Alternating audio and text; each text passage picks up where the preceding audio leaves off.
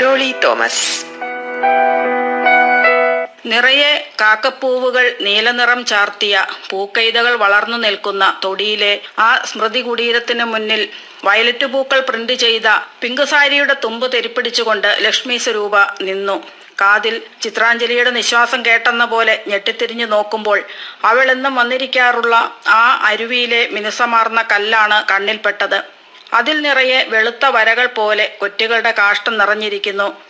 കാറ്റ് കൈതോലകളിൽ ഉയലാടുന്നുണ്ട്. ചിത്രാഞ്ജലി ഉണ്ടായിരുന്നപ്പോൾ ആ കല്ലിനും അരുവിയിലെ അടുത്തട്ട് കാണുന്ന തെളിഞ്ഞ ജലത്തിനും എന്തൊരു സ്നിഗ്ധതയായിരുന്നു. ആ നിശ്വാസം ഏറ്റുവാങ്ങിയ കാറ്റ് ഇപ്പോഴും ഇവിടെ ചുറ്റിത്തിരിയുന്നുണ്ടോ? അരുവി തൻ്റെ കളിക്കൂട്ടുകാരിയെ ഓർത്ത് ഇപ്പോഴും തേങ്ങിക്കരയുകയാണോ? എത്ര നേരം ആ നിൽപ്പ് നിന്നെന്നറിയില്ല. ഒരു നനുത്ത സ്പർശം തോളിലേറ്റപ്പോൾ ലക്ഷ്മി ഞെട്ടിത്തിരിഞ്ഞു. സൗന്ദര്യവും കുലീനത്വവും ഇനിയും വിട്ടുപോകാൻ മടിക്കുന്ന പാറിപ്പറന്ന നരച്ച മുടിയിഴകളും പ്രത്യാശ നഷ്ടപ്പെട്ട കണ്ണുകളുമായി ജീവനില്ലാത്ത സ്തൂപം പോലെ ചിത്രയുടെ അമ്മ. വരൂ കുട്ടി, ഏറെ നേരമായില്ലേ ഈ നിൽപ്പ് തുടങ്ങിയിട്ട്? അവർ കൈപിടിച്ചപ്പോൾ അനുസരണയോടെ പിന്നാലെ ചെന്നു. നേരെ ഡൈനിങ് ടേബിളിലേക്കാണ് കൊണ്ടുപോയത്. അവിടെ ചായയും പലഹാരങ്ങളും എടുത്തു വെച്ചിരുന്നു. കഴിക്കാനിരിക്കുമ്പോൾ ഫോണിൽ സംസാരിക്കുകയായിരുന്ന ചിത്രയുടെ അച്ഛൻ്റെ വിളികേട്ട് അമ്മ അങ്ങോട്ടേക്ക് പോയി. ചൂട് ചായ ഒന്ന് മൊത്തി പാത്രത്തിൽ നിന്നും ഒരു അടയെടുത്തു ഇലമാറ്റി ഒന്ന് കടിച്ചു. ചിത്രയ്ക്ക് എന്തുകൊണ്ടോ ഇലയട ഒട്ടും ഇഷ്ടമായിരുന്നില്ല. ഇവിടെ വരുമ്പോൾ അമ്മ ഉണ്ടാക്കിത്തരുന്ന വിശിഷ്ട വിഭവമായിരുന്നു അട. അത് ആർത്തിയോടെ കഴിക്കുന്നത് കാണുമ്പോൾ അവൾ മുഖം ചുളിക്കും. പശു തിന്നുന്നത് പോലെ തിന്നുന്നത് കണ്ടില്ലേ? അവളുടെ പറച്ചിൽ കേട്ട് ചിരിയോടെ ഒന്ന് രണ്ടെണ്ണം അകത്താക്കും. എടുത്ത അട കഴിച്ചു തീരും മുന്നേ അമ്മ വന്നു. നമിതയായിരുന്നു മോളെ, നിന്നോട് അന്വേഷണം പറയാൻ പറഞ്ഞിട്ടുണ്ട്. നമിത ചിത്രാഞ്ജലിയുടെ അനിയത്തിയാണ്. ഇവിടെ വരുമ്പോൾ അവളുമായും നല്ല കൂട്ടായിരുന്നു. ഏട്ടൻ്റെ വിവാഹത്തിന് രണ്ടാളും 2 ദിവസം മുന്നേ വീട്ടിൽ ഹാജരുണ്ടായിരുന്നു. അല്ലലില്ലാത്ത ജീവിതത്തിൻ്റെ സന്തോഷങ്ങൾ നിറഞ്ഞ ദിനങ്ങളായിരുന്നു അത്. പക്ഷേ ചിത്രയിൽ വല്ലാത്തൊരു വീർപ്പുമുട്ടൽ എപ്പോഴും ഉണ്ടായിരുന്നു. അതവളുടെ സ്വാഭാവികമായ ഒരു പ്രശ്നമാണെന്നാണ് കരുതിയിരുന്നത്. നിന്നോടവൾ എന്തെങ്കിലും പറഞ്ഞിരുന്നോ മോളെ? അമ്മയുടെ അടഞ്ഞ ശബ്ദം ലക്ഷ്മിയെ ചിന്തയിൽ നിന്നുണർത്തി. ഇല്ലെന്ന് തലയാട്ടാനേ കഴിഞ്ഞുള്ളൂ. എല്ലാം കഴിഞ്ഞിട്ടിപ്പോൾ 4-5 വർഷങ്ങൾ കടന്നുപോയി. ഇനിയും എന്തിനു വെറുതെ പുണ്ണിൽ കുത്തണം? അത് തൻ്റെ മനസ്സിൽ തന്നെ എന്നേക്കുമായി മറഞ്ഞു കിടക്കട്ടെ. നമിത ഇപ്പോൾ എവിടെയാണ്? വിഷയം മാറ്റാനായി ഒരു മറുചോദ്യം ഉന്നയിച്ചു. അവൾ ഡൽഹിയിൽ LLB ചെയ്യുന്നു. കാപ്പി കുടിച്ചെണീറ്റു. വാഷ് ബേസിനടുത്തേക്ക് പോയപ്പോൾ അമ്മ പാത്രങ്ങളുമായി അടുക്കളയിലേക്ക് നീങ്ങുന്നത് കണ്ടു. കൈ തുടച്ച് തിരിഞ്ഞപ്പോൾ വീണ്ടും അടുത്തേക്ക് വന്നു. നീ ഇന്ന് പോകുന്നുണ്ടോ? ഉണ്ട്. ജോഷുവ ഇവിടെ അടുത്ത് ഒരു സുഹൃത്തിനെ കാണാൻ പോയിരിക്കുകയാണ്. ഇങ്ങോട്ട് വരാമെന്ന് പറഞ്ഞിട്ടുണ്ട്. ചിത്രയുടെ മുറിയുടെ നേർക്ക് നടക്കുമ്പോൾ അമ്മ പിന്നാലെ എത്തി. അടിച്ചു വാരാനും തുടയ്ക്കാനും മാത്രമേ ഈ മുറി ഇപ്പോൾ തുറക്കാറുള്ളൂ. വാതിലുകൾ മലർക്കെ തുറന്നിട്ടുകൊണ്ട് അവർ അറിയിച്ചു. അതീവ നിശബ്ദതയായിരുന്നു ആ മുറിയിൽ. അവൾ ഉപയോഗിച്ചിരുന്ന പഴയ ബെഡ്ഷീറ്റ് അലക്കി വിരിച്ചിട്ടുണ്ട്. മേശമേൽ ചായക്കുപ്പികളും ബ്രഷുകളും അടുക്കി വെച്ചിരിക്കുന്നു. ഒരു മൂലയ്ക്ക് സ്റ്റാൻഡിൽ ക്യാൻവാസ് കോരിയൊഴിച്ച നിറങ്ങളിൽ കുളിച്ചു നിൽക്കുന്നു. ഭിത്തിയിൽ അവൾ വരച്ച കാക്കപ്പൂവുകൾ നിരന്ന പാടവും വരമ്പിലെ ഒറ്റക്കൈതയും. മറ്റൊരു വശത്ത് ചിത്ര സ്വയം വരച്ച അവളുടെ തന്നെ ഛായാചിത്രവും ഇടം പിടിച്ചിരുന്നു. അരിമുല്ലകൾ നിരന്നതുപോലുള്ള പല്ലുകൾ ചൊടികൾക്കിടയിലൂടെ തെളിഞ്ഞു കാണാം. ബോബ് ചെയ്ത മുടിയും ഷേപ്പ് ചെയ്യാത്ത പുരുകങ്ങളും ആ ചിരിക്ക് ഒട്ടും ചേരുന്നുണ്ടായിരുന്നില്ല. സരു, ഞാനൊരാണായി മാറിയാലോ? ഒരു അവധി ദിവസം ക്യാൻവാസിൽ സ്കെച്ചിടുമ്പോൾ പിന്നിൽ വന്നു നിന്ന് കൈകൾ കഴുത്തിൽ ചുറ്റിയാണ് അവൾ അത് ചോദിച്ചത്. ഹാഹാ, ഗംഭീരമായിരിക്കും. നിന്റെ സ്വഭാവത്തിന് അതാണ് നല്ലത്. ഒരു തമാശ ആസ്വദിക്കുന്ന ലാഘവത്തോടെയാണ് മറുപടി കൊടുത്തത്. കഴുത്തിൽ ചുറ്റിയ കൈകൾ അയയുന്നതറിഞ്ഞെങ്കിലും തിരിഞ്ഞു നോക്കിയില്ല. ഇടയ്ക്കിടെ ഇമ്മാതിരി ഭ്രാന്തുകൾ പുലമ്പുക പതിവായിരുന്നതിനാൽ അതത്ര ശ്രദ്ധിച്ചുമില്ല. അല്ലെങ്കിലും കലാകാരന്മാരെല്ലാം ഭ്രാന്തന്മാരാണെന്ന പദവി സമൂഹം കൽപ്പിച്ചു നൽകിയിട്ടുണ്ടല്ലോ. അങ്ങനെ ഒന്നാണ് ഇതെന്നും കരുതി. നീ വീട്ടിൽ പോകാറുണ്ടോ? ഓർമ്മകൾ വീണ്ടും വഴുതി. ഛായാചിത്രത്തിൽ നിന്നും കണ്ണുകളെടുത്ത് അമ്മയ്ക്ക് നേരെ തിരിഞ്ഞു. ഉണ്ട്, മോൾ അവിടെയാണ്. ഞങ്ങൾ നാട്ടിൽ വരുമ്പോൾ അവളെ അവിടെയാക്കിയിട്ടാണ് യാത്രകൾ പോകുക. അവളെ കൊണ്ടുവന്നിരുന്നെങ്കിൽ ഒന്ന് കാണാമായിരുന്നു. അവൾക്ക് അമ്മമ്മയുടെ അടുത്തെത്തിയാൽ പിന്നെ എങ്ങോട്ടും പോകണമെന്നില്ല. അല്പനേരം കൂടി അവിടെ നിന്നിട്ട് പിന്തിരിയുമ്പോൾ അമ്മ പറഞ്ഞു, ശരി, മോള് വിശ്രമിച്ചോളൂ. ഞാൻ അത്താഴത്തിനുള്ള പണി നോക്കട്ടെ. ഞാനും വരാം. വേണ്ട, മറ്റൊരാൾ അടുക്കളയിലുണ്ടെങ്കിൽ എനിക്കൊന്നും ശരിയാകില്ല മോളെ. അമ്മ ചിരിയോടെ പുറത്തേക്കിറങ്ങിപ്പോയി. ഇവിടെ വരുമ്പോൾ ചിത്രയ്ക്കൊപ്പം ഈ കട്ടിലിലായിരുന്നു ഉറങ്ങുക. ബെഡിലേക്കിരുന്ന് തലയിണ ക്രാസിയിലേക്ക് ഉയർത്തി വെച്ച് ലക്ഷ്മി അതിൽ ചാരിയിരുന്നു. എടോ, ഞാനൊരാണാകും, ഉറപ്പായി നിന്നെ കല്യാണം കഴിക്കും. ഇരുട്ടിൽ നിന്നും ആ സ്വരം കാതിലെത്തിയപ്പോൾ ചിരിക്കാതിരിക്കാനായില്ല. അപ്പോൾ എൻ്റെ ജോഷുവ എന്തു ചെയ്യും? അവനോട് പോകാൻ പറ. പലതരം ഭ്രാന്തുകൾ കണ്ടിട്ടുണ്ട്. ഇമ്മാതിരിയൊന്നും ആദ്യമായാണ്.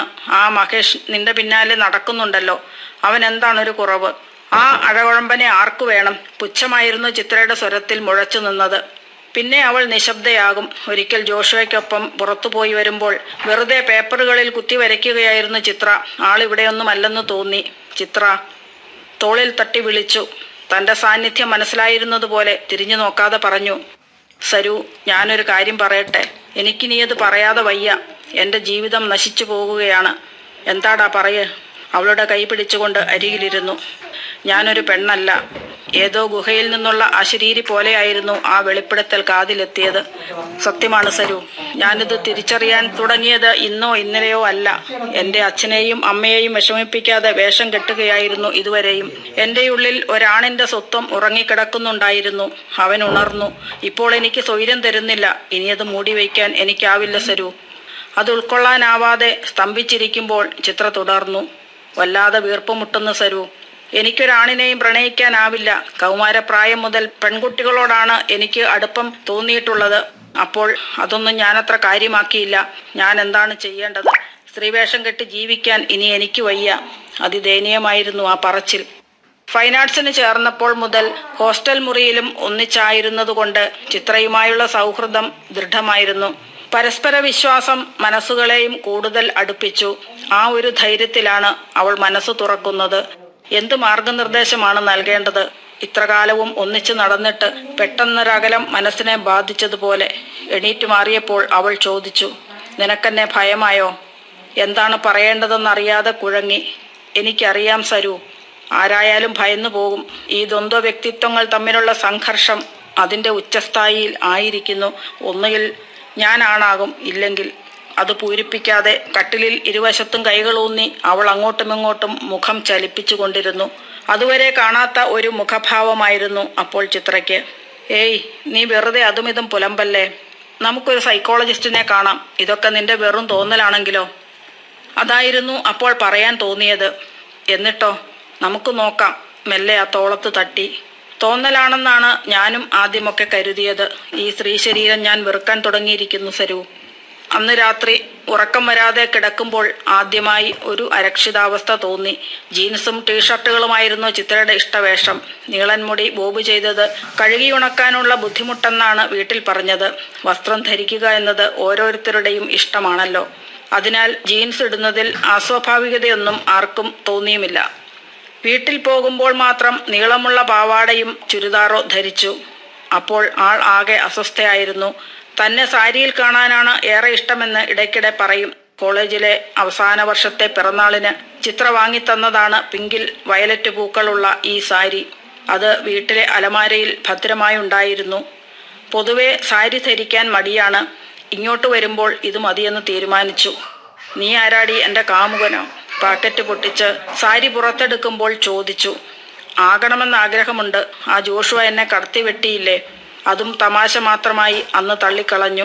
വയലറ്റ് പൂക്കളും സ്ത്രീ ശരീരവും കൈതയുമൊക്കെയായിരുന്നു അവളുടെ ഇഷ്ടവിഷയം. അതേപ്പറ്റി ചോദിക്കുമ്പോൾ വിചിത്രമായ കാര്യങ്ങളാണ് പറയുക. കൈത ഒരു ആൺചെടിയാണ്. പക്ഷേ അതിൻ്റെ പൂക്കൾ ആ ചെടിയുടെ മനസ്സാണ്. ആണിൻ്റെ ഉള്ളിലെ പെണ്ണിൻ്റെ മനസ്സ്. അതാണ് അതിനിത്ര സുഗന്ധം. വയലറ്റ് പൂക്കൾ പോലെയാണ് ഒരാണിൻ്റെ മനസ്സ്. അതിലേറ്റവും കടുത്ത വയലറ്റ് നിറം കാക്കപ്പൂവിനല്ലേ? പിന്നെ പെൺശരീരത്തോളം ഭംഗി മറ്റേതു വസ്തുവിനുണ്ട്? ആഹാ, പുതിയ കണ്ടുപിടുത്തം കൊള്ളാം. ഇമാതിരി വിഡ്ഢിത്തങ്ങളൊന്നും പുറത്താരോടും പറയണ്ട. അത് പരിഹസിച്ച് തള്ളുമ്പോൾ അവളിൽ ഭാവഭേദമൊന്നും കാണാറില്ലായിരുന്നു. ചിത്രയെയും കൂട്ടി ആരുമറിയാതെ ഒരു സൈക്യാട്രിസ്റ്റിനെ സന്ദർശിച്ചു. ഇതൊരു താൽക്കാലിക പ്രതിഭാസമായിരിക്കാനേ വഴിയുള്ളൂ. ഹോർമോണുകളുടെ ഏറ്റക്കുറച്ചിലുകൾ ചിലപ്പോൾ ഇങ്ങനെയുള്ള ചില പ്രശ്നങ്ങൾ ചിലരിൽ ഉണ്ടാക്കിയേക്കാം. ഞാൻ കുറച്ച് ഹോർമോൺ ഗുളികകൾ തരാം, കഴിച്ചു നോക്കൂ. ഈസ്ട്രജൻ വർധനയ്ക്ക് നല്ലതാണ്. ഡോക്ടർ നിർദ്ദേശിച്ച ഗുളികകൾ കഴിച്ചപ്പോൾ ശരീരത്തിൽ കുറച്ച് മാറ്റങ്ങളുണ്ടായി എന്നല്ലാതെ മറ്റൊന്നും സംഭവിച്ചില്ല. മാറിടം കുറച്ചുകൂടി വളർന്നു. ശരീരം ഒന്ന് പുഷ്ടിപ്പെട്ടു. ആ വളർച്ച മറച്ചു വയ്ക്കാൻ പണിപ്പെടുന്ന ചിത്രയെ കാണുമ്പോൾ വല്ലാത്ത സഹതാപവും സങ്കടവും തോന്നി. എന്നോട് വെറുപ്പ് തോന്നുന്നുണ്ടോ സരു? ദയനീയമായിരുന്നു ആ ചോദ്യം. ഇല്ലെന്ന് തലയാട്ടി. ആ മുഖത്തേക്ക് സാകൂതം നോക്കിയിരുന്നു. സ്ത്രീയുടെ ഉടലിൽ കുരുങ്ങിക്കിടക്കുന്ന പുരുഷന്റെ മനോവിഭ്രാന്തിയും അവിടെ നിന്നും പുറത്തു ചാടാനുള്ള വെമ്പലുമെല്ലാം അനുഭവിക്കുന്ന ചിത്രയുടെ മാനസിക നില താളം തെറ്റുമോ എന്ന് പോലും ഭയന്ന ദിവസങ്ങൾ. പുറത്താരും അറിയാതിരിക്കാൻ ഏറെ പണിപ്പെട്ടു. ഈ തത്രപ്പാടുകൾ കണ്ടപ്പോൾ പറഞ്ഞുപോയി, നിന്റെ അമ്മയോടെങ്കിലും പറയൂ. ഇങ്ങനെയുള്ള കേസുകൾ പലതും നമ്മൾ കേൾക്കുന്നുണ്ടല്ലോ. അമ്മയ്ക്ക് മനസ്സിലാകും നിന്നെ. ഇല്ല, ഒരിക്കലുമില്ല. അമ്മ തകർന്നു പോകും. വെറുതെ എന്തിന് അമ്മയെക്കൂടി തീ തീറ്റിക്കണം? നീ ഒഴികെ ഒരിക്കലും മറ്റാരും ഇതൊന്നും അറിയരുത്. ചിത്രയോടുള്ള വിശ്വസ്തത നിലനിർത്താൻ ജോഷുവയോട് പോലും ഇതൊന്നും പറഞ്ഞുമില്ല. പറഞ്ഞാൽ ചിലപ്പോൾ ഈ മുറിയിൽ താമസിക്കാൻ അനുവദിച്ചെന്നു വരില്ല. സമൂഹം പുരോഗമിച്ചു എന്ന് പറയുമ്പോഴും ചില കാര്യങ്ങളിൽ ഇടുങ്ങിയ ചിന്താഗതിയായിരിക്കും മനുഷ്യന്റെ ഉള്ളിൽ. അങ്ങനെ സംഭവിച്ചാൽ ചിത്ര ഒറ്റയ്ക്കാകും. അങ്ങനെ ഒറ്റയ്ക്കിട്ടിട്ട് പോകാൻ വെറുമൊരു സുഹൃത്ത് മാത്രമല്ലല്ലോ അവൾ. 3 വർഷങ്ങൾ കൊണ്ടുള്ള സഹവാസത്തിലൂടെ പരസ്പരം ഏറെ മനസ്സിലാക്കിയവരാണ്. എല്ലാ കാലവും പറ്റില്ലെങ്കിലും കോഴ്സ് കഴിയും വരെ അവളുടെ കാവലാളായി കൂടെയുണ്ടാകണം. വേണ്ടാത്ത ചിന്തയിൽ നിന്നും പിന്തിരിപ്പിക്കാൻ സൈക്കോളജിസ്റ്റിന്റെ സേവനം നിരന്തരമായി തേടി. ഒടുവിൽ ഡോക്ടർ നിർദ്ദേശിച്ചത് ശസ്ത്രക്രിയയാണ്. ചിത്ര ഒരിക്കലും അതിനെ അനുകൂലിച്ചില്ല. അമ്മയെ, അച്ഛനെ, കുടുംബത്തെ ഒന്നാകെ അപമാനത്തിലേക്ക് തള്ളിവിടാൻ വയ്യ. ഡോക്ടറെ, ഞാനിത് സഹിച്ചോളാമെന്നാണ് അവൾ മറുപടി പറഞ്ഞത്. ഡോക്ടർക്കും പിന്നെയൊന്നും പറയാനുണ്ടായിരുന്നില്ല. ആയിടെ അവൾ ചിത്രം വരയ്ക്കാൻ കടും നിറങ്ങൾ മാത്രം ഉപയോഗിച്ചു. നിഴലിൽ നിൽക്കുന്ന മനുഷ്യരും പൂക്കളും കാർമേഘം നിറഞ്ഞ് കറുത്തുപോയ ആകാശവും മാത്രമായി വിഷയങ്ങൾ. ശാസിക്കുമ്പോൾ നിരാശ പൂണ്ട ഒരു ചിരി സമ്മാനിക്കും. നിന്നോടുള്ള കടം ഞാനെങ്ങനെ വീട്ടി തീർക്കും സരു? ഒരു രാത്രി കിടക്കുമ്പോൾ അടുത്തു വന്ന് കിടന്ന് ചോദിച്ചു. കടമോ? എന്തു കടം? എന്നെ ഇങ്ങനെ പൊതിഞ്ഞു പിടിക്കുന്നതിന്. ആ കൈകൾ അപ്പോൾ തന്നെ ചുറ്റി വരിഞ്ഞിരുന്നു. അതിലൊട്ടും അസ്വസ്ഥത തോന്നിയുമില്ല. നീയെന്നും എൻ്റെ ഉറ്റ സുഹൃത്ത് തന്നെയാണ്. അതിനെന്തിനാ കടവും കടപ്പാടും? അല്പനേരം കൂടി അങ്ങനെ കിടന്നിട്ട് എണീറ്റുപോയി. ക്ലാസ് അവസാനിക്കുന്നതിൻ്റെ തലേന്ന് അവൾ അടുത്തു വന്നു. സരു, എന്നെ ഒന്ന് കെട്ടിപ്പിടിക്കുമോ? ഒരൊറ്റ പ്രാവശ്യം. യാചനയോടെയുള്ള ആ നിൽപ്പ് കണ്ടപ്പോൾ സഹതാപം തോന്നി. പിന്നെ ഒന്നും ആലോചിച്ചില്ല. കൈകൾ രണ്ടും വിടർത്തേണ്ട താമസം ഇറുകെ പിടിച്ചൊരു കരച്ചിലായിരുന്നു. തൻ്റെ കണ്ണുകൾ നിറഞ്ഞു തൂവി. കണ്ണീരോടെ അവൾ തൻ്റെ ചുണ്ടുകളിൽ, കണ്ണിൽ, കവിളിൽ ഉമ്മ വെച്ചു. പിന്നെ പെട്ടെന്ന് അടർന്നു മാറി. സോറി സരു, സോറി. ഈശ്വരൻ എനിക്കൊരാണിൻ്റെ ശരീരം കൂടി തന്നിരുന്നെങ്കിൽ എന്തിനാണ് ഈ പെൺശരീരം തന്ന് എന്നെ ഇങ്ങനെ കബളിപ്പിച്ചത്? അപ്പോൾ ആ പ്രണയ തീവ്രത എത്രയെന്ന് അനുഭവിച്ചറിയുകയായിരുന്നു. മനുഷ്യൻ വിധിയുടെ മുന്നിൽ എത്ര നിസ്സഹായരാണെന്ന് മനസ്സിലാക്കിയ നിമിഷങ്ങൾ. പിറ്റേന്ന് യാത്ര പറഞ്ഞ് പിരിയുമ്പോൾ ഇനിയൊരു കൂടിക്കാഴ്ച ഉണ്ടാവില്ലെന്ന് നനച്ചതേയില്ല. ഡൽഹിയിലായിരിക്കുമ്പോഴാണ് ആ ദുരന്ത വാർത്തയുമായി ജോഷുവയുടെ ഫോണിലേക്കൊരു കാൾ വരുന്നത്. വരാൻ പറ്റുന്ന സാഹചര്യമായിരുന്നില്ല. ജോഷുവയുടെ ഫോണിൽ കോണ്ടാക്ട് ചെയ്യാമായിരുന്നിട്ടും അവളത് ചെയ്തില്ല. തന്നോട് ഇഷ്ടക്കൂടുതലുണ്ടെങ്കിലും മാനസികമായി ഒട്ടും ബുദ്ധിമുട്ടിക്കാതെ ശ്രദ്ധിക്കുകയായിരുന്നു. ഒടുവിൽ സംഘർഷം താങ്ങാനാവാതെ അവളിലെ അവൻ തൻ്റെ സ്ത്രീ ശരീരം ഈ ഭൂമിയിൽ ഉപേക്ഷിച്ച് തിരികെ പോയി. ആരും ഒന്നും അറിഞ്ഞില്ല, ഇനി അറിയാനും പോകുന്നില്ല. യുവതിയായ ചിത്രകാരിയുടെ ആത്മഹത്യ ദുരൂഹമായി തുടർന്നു. നമുക്കൊന്നും ഒളിക്കാനും മറയ്ക്കാനുമില്ലായിരുന്നല്ലോ ചിത്ര. എന്നിട്ടുമെന്തേ എന്നിൽ നിന്നെല്ലാം ആദ്യം നീ ഒളിച്ചു വെച്ചു? നീ എന്നെ ആവേശത്തോടെ ചുംബിക്കുമ്പോൾ പോലും നിന്റെ സ്നേഹത്തിന്റെ പ്രതിഫലനമായിരുന്നു അതെന്നല്ലാതെ നിന്നിൽ എന്തായിരുന്നുവെന്ന് എനിക്ക് മനസ്സിലായിരുന്നില്ലല്ലോ. ഒടുവിൽ അത് വെളിപ്പെടുത്തപ്പെട്ടപ്പോൾ ഞാൻ ഏറെ ദൂരം ജോഷുവയ്ക്കൊപ്പം സഞ്ചരിച്ചിരുന്നു. അല്ലെങ്കിലും ഞാൻ ഇക്കാര്യത്തിൽ നിസ്സഹായായിരുന്നുവെന്ന് നിനക്കറിയാമായിരുന്നിരിക്കും. പ്രിയ സുഹൃത്തെ, നിന്നോട് ചെയ്ത വാഗ്ദാനം ഞാനൊരിക്കലും ലംഘിക്കില്ല. നിറഞ്ഞൊഴുകിയ കണ്ണുകൾ തുടയ്ക്കുമ്പോൾ കൈതക്കാടുകൾക്കിടയിൽ നിന്നൊരു കാറ്റ് ജനാലയിലൂടെ കയറി വന്ന് ലക്ഷ്മിയെ ചുറ്റി നിന്നു. മോളെ, നിന്നോടും അവളൊന്നും പറഞ്ഞിരുന്നില്ലേ? എൻ്റെ മോൾക്ക് എന്താണ് സംഭവിച്ചത്? നിങ്ങൾ ഒരൊറ്റ മനസ്സും 2 ശരീരങ്ങളുമായിരുന്നില്ലേ? അപ്പോഴാണ് അമ്മ മുറിയിലുണ്ടായിരുന്നുവെന്ന് കണ്ടത്. വേഗം എണീറ്റിരുന്നു. എനിക്കറിയില്ലമ്മേ. നുണ പറയുന്നതറിയാതിരിക്കാൻ മുഖം തിരിച്ചു. എന്നാൽ കേട്ടോളൂ, എൻ്റെ കുഞ്ഞിനെ ചതിച്ചത് ദൈവം തന്നെയാണ്. എനിക്ക് സംശയമുണ്ടായിരുന്നു. എങ്ങനെയാണ് ഞാനത് അവളോട് ചോദിക്കുക? അവളല്ല, ഞാനാണ്. എൻ്റെ ഗർഭപാത്രമാണ് ശപിക്കപ്പെട്ടത്. കുടുംബത്തിൻ്റെ അഭിമാനമോർത്ത് നീറി തീരുകയായിരുന്നു എൻ്റെ മോള്. പെട്ടെന്നുള്ള പറച്ചിൽ കേട്ട് അമ്പരന്നു പോയി. അമ്മേ, അതിദയനീയമായി വിളിച്ചു. വേണ്ട, ഒന്നും പറയണ്ട. ഒരമ്മയാണ് ഞാൻ. മക്കൾ എന്താണോ അത് തിരിച്ചറിയുന്ന അമ്മ. എനിക്കും എന്തെങ്കിലും ചെയ്യാൻ കഴിയും മുന്നേ അവൾ എല്ലാവരെയും തോൽപ്പിച്ചു. ഇതൊന്നും ആരും അറിയാതെ അവളോടുള്ള വിശ്വസ്തത നീ കാത്തുവല്ലോ മോളെ. ഇല്ലെങ്കിൽ മരണശേഷവും എൻ്റെ മോളും ഈ കുടുംബവും അപമാനിക്കപ്പെട്ടേനെ. എൻ്റെ നമിത മോളുടെ ജീവിതവും ഒരുപക്ഷെ. അതിനേറെ നന്ദിയുണ്ട് നിന്നോട്. ഞാൻ അച്ഛനോട് പോലും ഒന്നും പറഞ്ഞിട്ടില്ല. തൻ്റെ കൈകൾ കൂട്ടിപ്പിടിച്ചുകൊണ്ടാണ് അമ്മ അത്രയും പറഞ്ഞത്. കണ്ണീർ വറ്റിയ ആ മിഴികളിൽ ഒരു തുള്ളി നീർത്തിളക്കം കണ്ടു. എത്രയും വേഗം അവിടെ നിന്നും രക്ഷപ്പെടാനുള്ള വാഞ്ചയായിരുന്നു ഉള്ളിൽ. ഭാഗ്യത്തിന് അപ്പോളേക്കും ജോഷുവ എത്തി. കാറിൽ കയറും മുന്നേ ഒരിക്കൽ കൂടി തൊടിയിലെ സ്മൃതി കുടീരത്തിലേക്ക് നോക്കി. നേരിയ കാറ്റിലിളകുന്ന കാക്കപ്പൂവുകൾ തനിക്ക് യാത്രാമൊഴി ചൊല്ലുന്നത് പോലെ തോന്നി.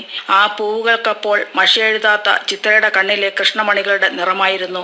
തീരത്തു നിൽക്കുന്ന ഒറ്റക്കൈത ഒരേകാന്ത പഥികനെ ഓർമ്മിപ്പിച്ചു. വയലറ്റ് പൂക്കൾ ചെറുകഥ അവതരിപ്പിച്ചത് ഡോളി തോമസ്.